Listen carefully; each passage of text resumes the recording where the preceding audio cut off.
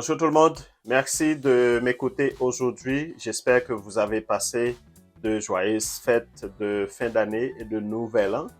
Si vous êtes nouveau sur cette chaîne, sachez que nous développons des sujets qui sont en rapport avec l'immobilier, l'immigration et les finances personnelles. Aujourd'hui, nous allons parler du bonheur et du fardeau des propriétaires.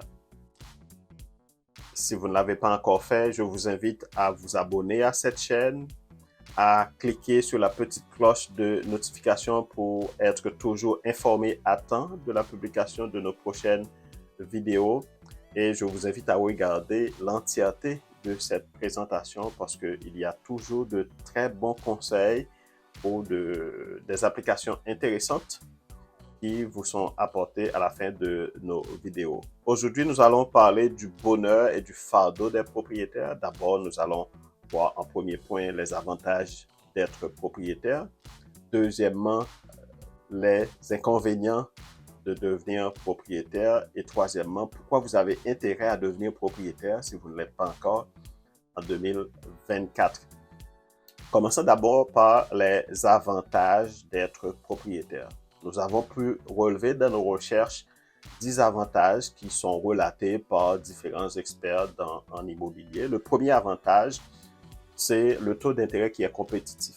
Vous savez, quand vous faites des prêts auprès de vos institutions bancaires, dépendamment du motif du prêt, les taux d'intérêt varient et les taux d'intérêt pour des prêts hypothécaires, pour devenir propriétaire d'une résidence personnelle, d'un immeuble. Donc, les prêts hypothécaires sont accordés à des taux d'intérêt qui sont très compétitifs par rapport à des prêts personnels pour achat d'auto ou autres.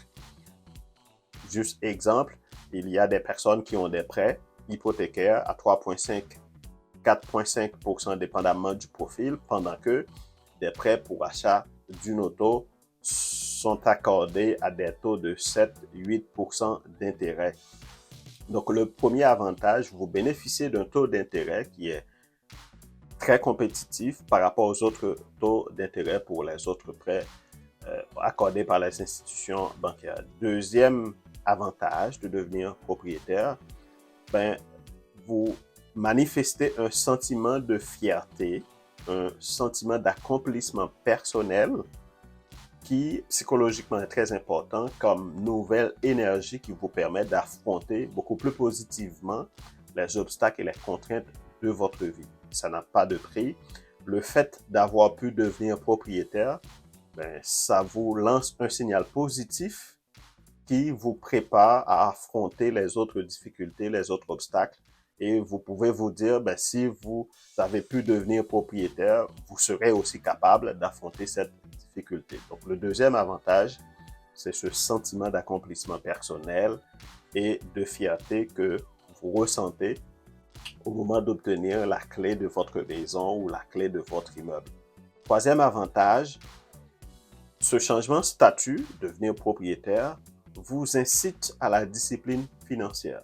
D'ailleurs, au moment même des discussions ou des négociations avec votre institution bancaire, vous êtes obligé de faire preuve auprès de cette institution d'un minimum de discipline financière pour bénéficier de la confiance du prêt qui va vous être accordé.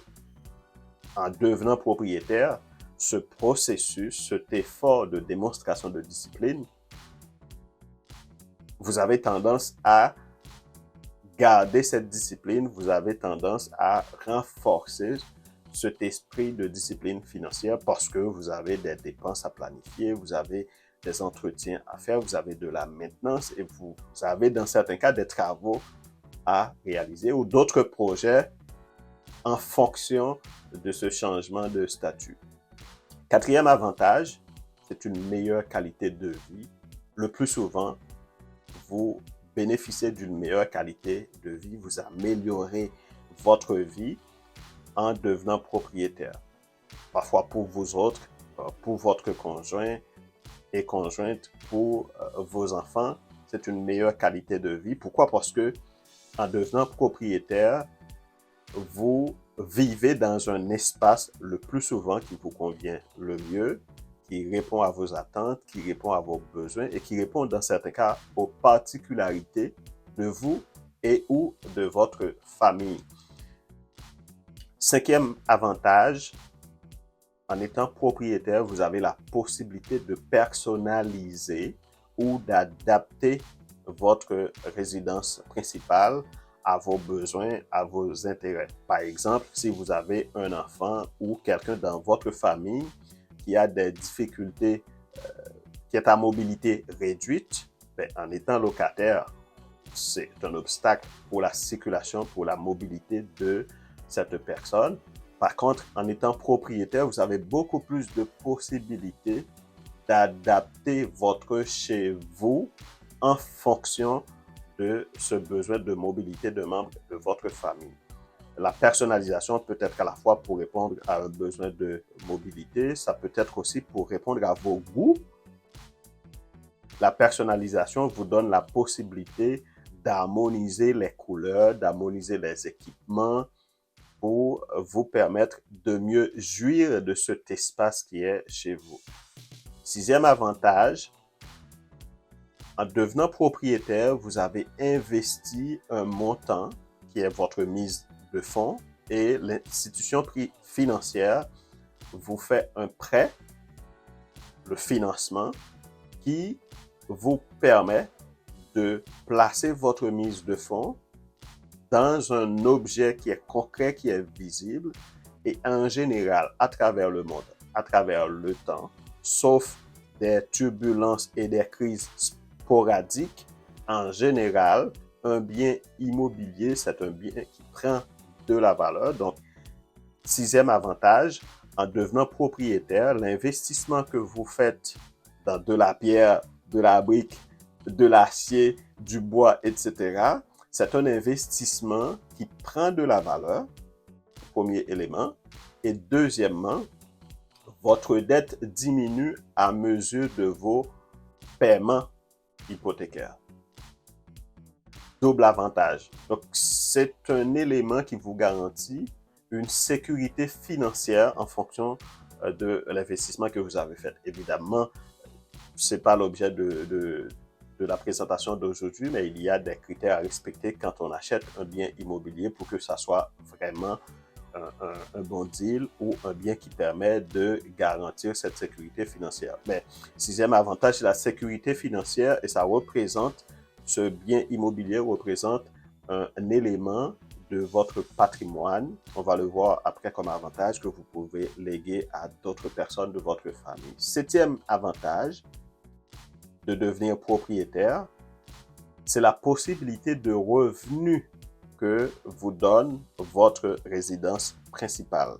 Il y a des critères et des conditions à respecter, mais vous imaginez en plus de vos revenus, soit comme salarié, soit comme travailleur autonome, en devenant propriétaire, ben, cette propriété, la résidence principale, a la possibilité de vous générer des revenus, soit parce que vous accueillez un membre de la famille et en contrepartie qui vous verse une compensation financière, soit parce que légalement vous avez pu obtenir le permis de construction, le permis de rénovation approprié qui vous permet de le transformer en duplex ou en immeuble intergénérationnel ou bigénérationnel.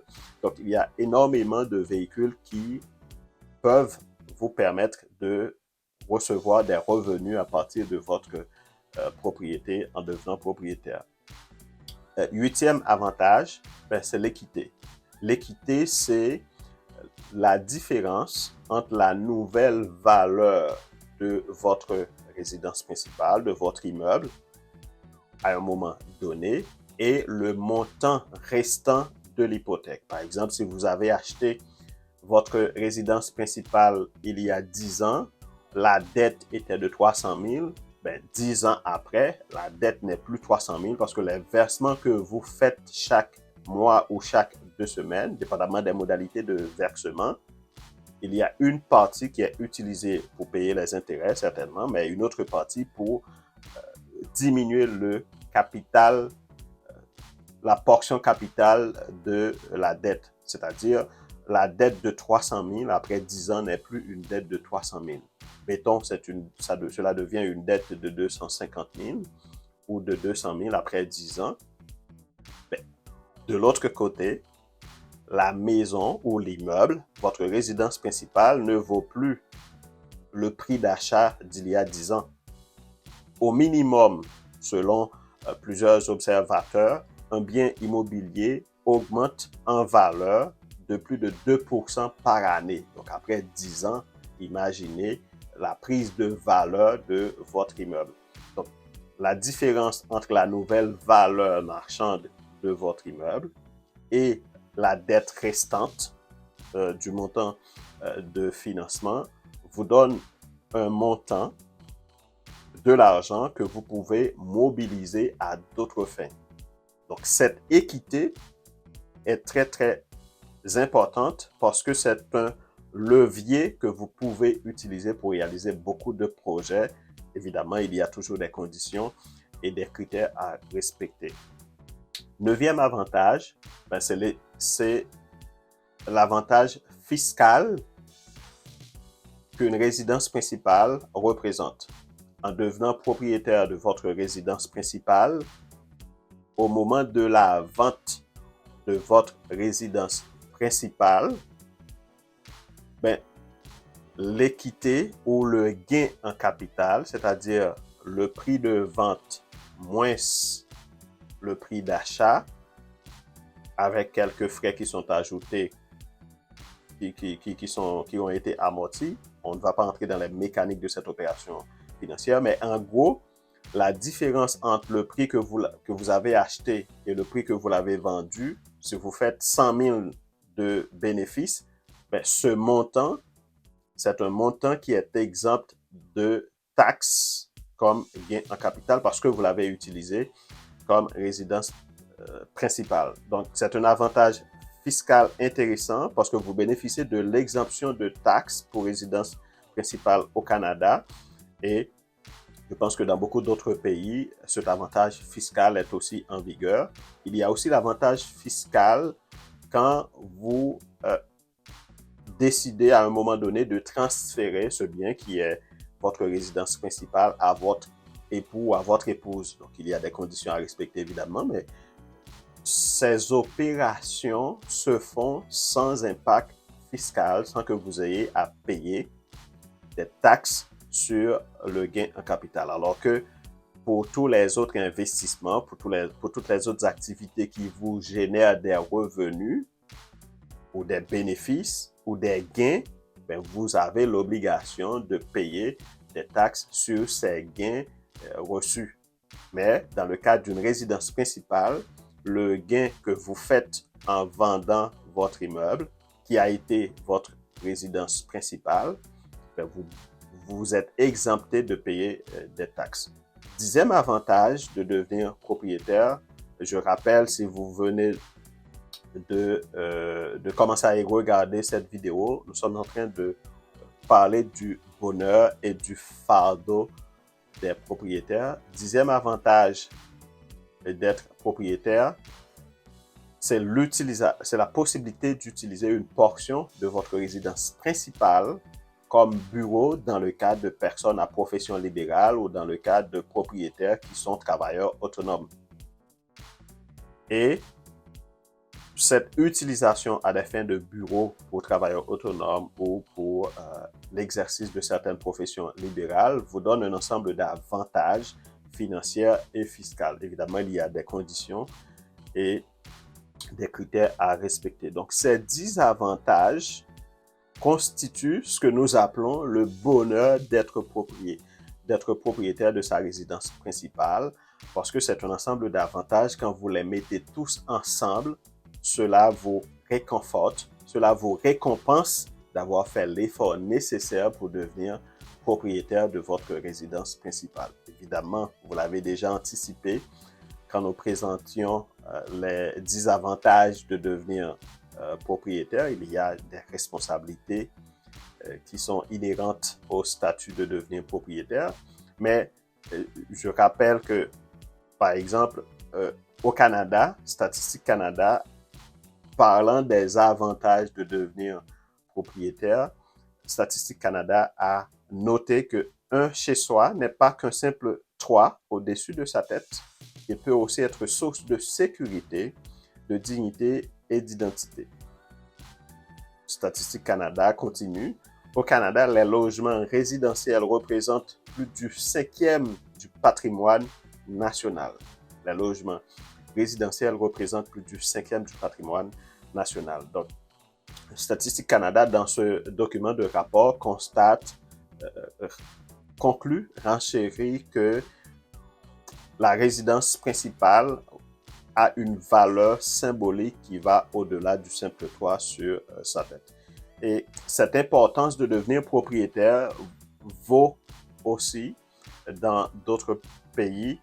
J'ai regardé rapidement en Europe, la Roumanie, le taux de gens qui sont propriétaires au niveau de la population, c'est 95%. En Pologne, 84% de la population sont propriétaires. En Espagne, 76,2%.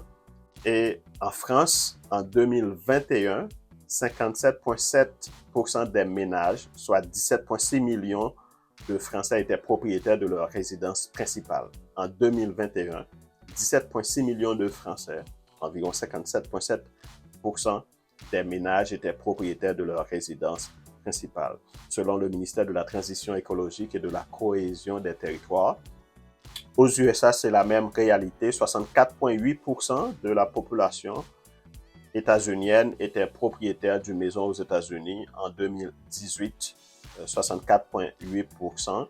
Donc, à travers le monde, le fait d'être propriétaire de sa résidence principale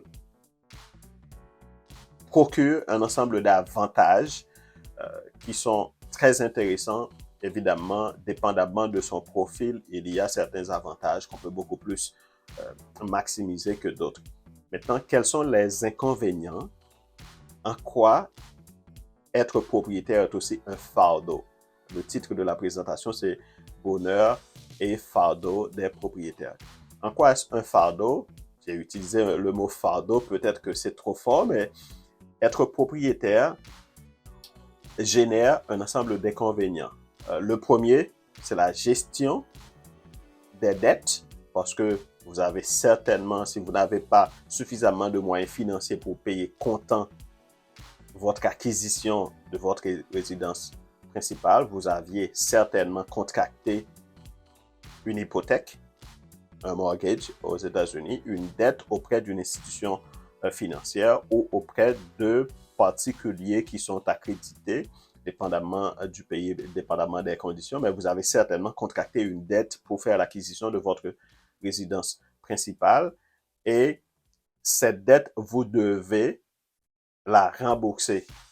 Et ce remboursement s'échelonne dépendamment du type du bien, dépendamment du pays, dépendamment des lois en vigueur. Vous devez la rembourser sur un temps plus ou moins long, 5 ans, 10 ans, 15 ans, 25 ans. Il y a même des pays où c'est possible d'aller jusqu'à 40 ans, etc. Ben, cette dette à rembourser vous incombe une gestion de vos revenus et dans beaucoup de cas, cette dette à rembourser génère du stress. Donc, c'est la gestion des dettes et le stress de devoir rembourser ces dettes en plus des autres dépenses ordinaires de la vie pour pouvoir survivre. En plus, dans certains cas, des événements malheureux qui peuvent arriver durant ton existence, des événements qui sont en rapport avec vos relations conjugales, qui sont en rapport avec vos milieux professionnels, etc. Donc, la gestion et le stress de la dette, c'est le premier inconvénient quand on est propriétaire. Deuxièmement, c'est la récurrence des taxes, que ce soit les taxes municipales, que ce soit les taxes scolaires, en plus de la fameuse, au Canada, de la fameuse taxe de mutation financière que vous devez payer, mais il y a beaucoup d'autres pays où vous devez payer une taxe du fait de devenir propriétaire. C'est une fois, mais après, il y a la récurrence des taxes municipales et scolaires. Et c'est des taxes qui augmentent chaque année. Quand vous êtes locataire, vous n'avez pas à penser aux taxes. Mais quand vous devenez propriétaire, dépendamment du pays, dépendamment des critères qui sont en vigueur, vous payez régulièrement chaque année des taxes municipales et des taxes scolaires et d'autres taxes qui peuvent être ponctuelles aussi. Donc, la récurrence des taxes municipales et scolaires plus des taxes ponctuelles, ça ajoute comme inconvénient des propriétaires troisième inconvénient, ben, c'est la prise en charge de la maintenance et de l'entretien de votre résidence principale. Quand vous êtes locataire, c'est le propriétaire de votre logement ou de votre maison louée qui a la responsabilité d'assurer la maintenance, l'entretien et dans certains cas de faire les travaux nécessaires. Mais une fois que vous devenez propriétaire de votre résidence principale, en plus des taxes ponctuelles que vous devez payer au moment de devenir propriétaire, en plus des taxes récurrentes, taxes municipales et taxes scolaires que vous devez payer chaque année, vous avez aussi l'obligation d'assurer régulièrement, quotidiennement, la maintenance de votre résidence principale, l'entretien et dans certains cas, les travaux nécessaires pour garder l'immeuble en sécurité, confortable, habitable et pour sécuriser aussi votre investissement et le prêt que vous avez contracté par rapport à votre résidence principale. Quatrième inconvénient, quatrième exigence, le fait de devenir propriétaire, c'est une perte de mobilité géographique et de flexibilité géographique. Dans beaucoup de cas, une fois que vous devenez propriétaire, vous êtes un peu attaché à une région, vous êtes un peu attaché à une ville parce que votre chez-soi vous appartient. Et donc, si vous devez vous déplacer pour différentes raisons, pour des raisons professionnelles, pour des raisons d'affaires, vous devez soit engager de nouvelles dépenses pour votre hébergement dans votre nouveau lieu, en plus des dépenses hypothécaires que vous avez pour votre résidence personnelle. Et vous, si vous comptez vendre votre résidence personnelle, il y a quand même un délai à prévoir pour le processus de la vente. Donc, vous êtes attaché, vous êtes confiné au niveau d'une région, vous êtes obligé de demeurer dans cette région parce que vous êtes propriétaire de la maison. Vous ne pouvez pas juste dans quelques mois décider de partir, de changer de région, de changer de ville, de changer de quartier parce que vous êtes propriétaire de votre chez vous. Donc, vous perdez une certaine mobilité géographique, vous perdez une certaine flexibilité en devenant propriétaire. C'est les quatre principaux inconvénients, les quatre principales exigences auxquelles font face les propriétaires de leur résidence principale à comparer aux 10 avantages que nous avons déjà énumérés concernant le fait d'être propriétaire de sa résidence principale. Maintenant, vous pouvez faire la balance du bonheur et du fardeau. Est-ce que le bonheur remporte sur le fardeau? 10 avantages pour 4 inconvénients. Et quand vous énumérez la liste des avantages et la liste des inconvénients, vous pouvez aboutir à votre propre conclusion.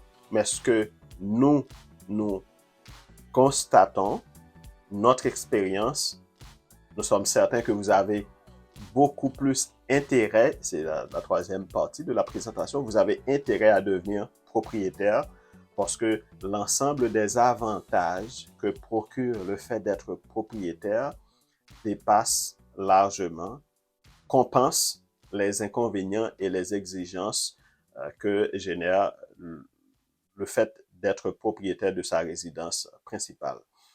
Donc, aujourd'hui, nous avons pu faire cette présentation bonheur et fardeau des propriétaires grâce à notre conseiller technique qui vous permet de regarder cette vidéo et qui utilise les différentes illustrations qui s'affichent au moment de la présentation. Je remercie les abonnés. Ce matin, je regardais la liste des abonnés. Je constate qu'il y a un peu partout à travers le monde. Merci à ce public francophone. Je rappelle que sur cette chaîne, nous nous sommes engagés à chercher, rassembler, synthétiser pour vous présenter des informations qui peuvent vous être utiles dans votre vie quotidienne, dans votre vie concrète. Si vous voulez encourager cette initiative de publication d'informations et de messages positifs sur les réseaux sociaux, en particulier sur YouTube. N'oubliez pas de vous abonner à cette chaîne, de partager les vidéos au sein de vos différents contacts, de commenter, de liker. Et merci aussi à ceux qui nous envoient des commentaires en privé ou qui font des commentaires publics en dessous des vidéos pour nous encourager avec cette initiative. Et pour terminer, je vous invite à prendre soin de vous-même. Parfois, ça vous oblige de bouger. Bouger, c'est-à-dire pour bouger de votre emploi actuel ou pour bouger de votre ville ou pour bouger de votre province. Et dans beaucoup de cas, pour bouger de votre pays, pour émigrer. Oui, dans certains cas, pour prendre soin de vous, pour votre bien-être, vous êtes obligé de partir et n'hésitez pas parce que votre bien-être n'a pas de prix. Prenez soin de votre chez vous, que vous soyez propriétaire, que vous soyez locataire, votre chez vous est un élément important dans votre bien-être. C'est un élément important pour votre qualité de vie. Prenez soin aussi de vos finances. Prenez soin de votre activité qui vous génère des revenus. Prenez soin de votre emploi. Prenez soin de toute décision, de toute relation qui vous permet de générer des revenus. Ça a été un plaisir. À la prochaine.